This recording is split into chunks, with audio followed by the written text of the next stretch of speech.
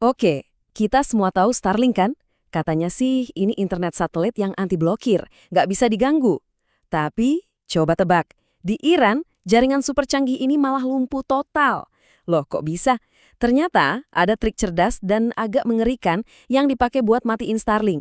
Yuk, kita bongkar bareng-bareng gimana caranya. Coba lihat ini. Di beberapa wilayah di Iran, layanan Starlink itu anjloknya parah banget, lebih dari 80%. Ini bukan lagi soal internet yang lemot ya, ini benar-benar mati total. Skalanya tuh masif, dan ini jelas bukan gangguan teknis biasa.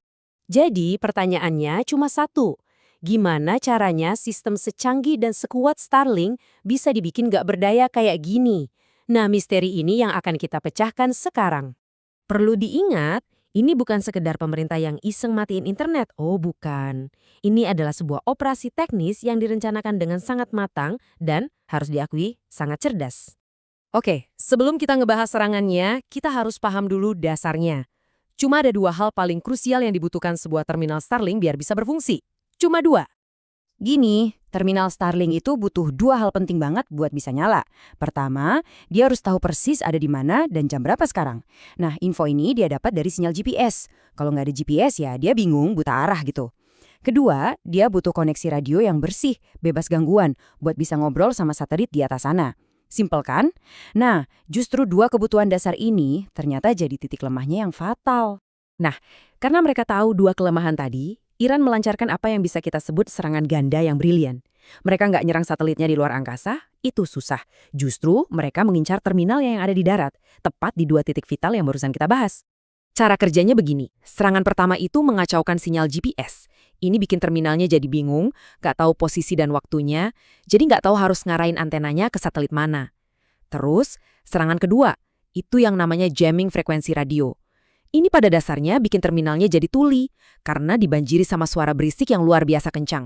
Dan hasilnya, wah efektif banget. Tingkat gangguan, atau yang secara teknis disebut packet loss, itu melonjak drastis sampai lebih dari 80%. Dan ini terjadinya cepat banget, cuma dalam hitungan jam.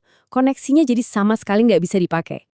Oke, tapi mungkin kamu bertanya-tanya, kok bisa taktik yang kelihatannya simple ini melumpuhkan teknologi satelit sekelas Starlink? Jawabannya itu, keren ya, ada di hukum fisika yang paling dasar. Jadi, ini dia kuncinya. Sinyal dari satelit itu kan menempuh perjalanan ratusan kilometer jauhnya buat sampai ke bumi. Nah, begitu sampai di terminal kita, kekuatannya itu super duper lemah. Lemah banget. Nah, disinilah konsep jamming atau interferensi itu masuk. Coba bayangin deh, sinyal dari satelit itu kayak bisikan super pelan dari ujung ruangan yang rame. Terus, tiba-tiba ada orang berdiri persis di sebelah kuping kamu dan teriak sekencang-kencangnya. Apa yang terjadi? Ya jelas bisikan tadi nggak bakal kedengaran sama sekali kan? Ketutup total. Dan persis inilah yang terjadi sama Starlink. Sinyal satelit yang lemah banget itu benar-benar tenggelam sama teriakan radio dari jammer di darat yang jauh lebih kuat. Terminalnya jadi nggak bisa lagi bedain mana sinyal satelit yang asli, mana suara gangguan. Jadi, kalau kita rangkum, ada 3 faktor kunci kenapa taktik ini bisa sukses. 1, sinyal GPS itu dasarnya emang lemah, jadi gampang banget buat ditimpa. 2, alat jammernya harus ada di lokasi yang relatif dekat sama target terminalnya. Dan ketiga, karena serangannya dari darat, gangguannya jadi nggak merata. Satu area bisa lumpuh total, tapi area lain yang agak jauh mungkin masih aman-aman aja.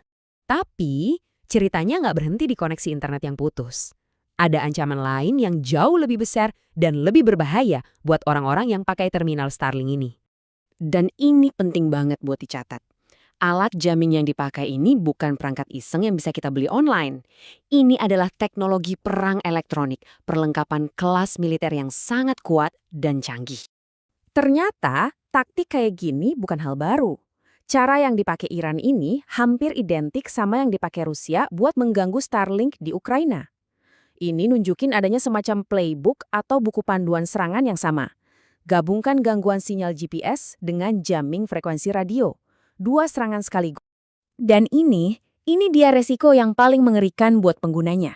Jadi gini, terminal Starlink itu bukan cuma nerima sinyal, tapi dia juga memancarkan sinyal radioaktif ke atas.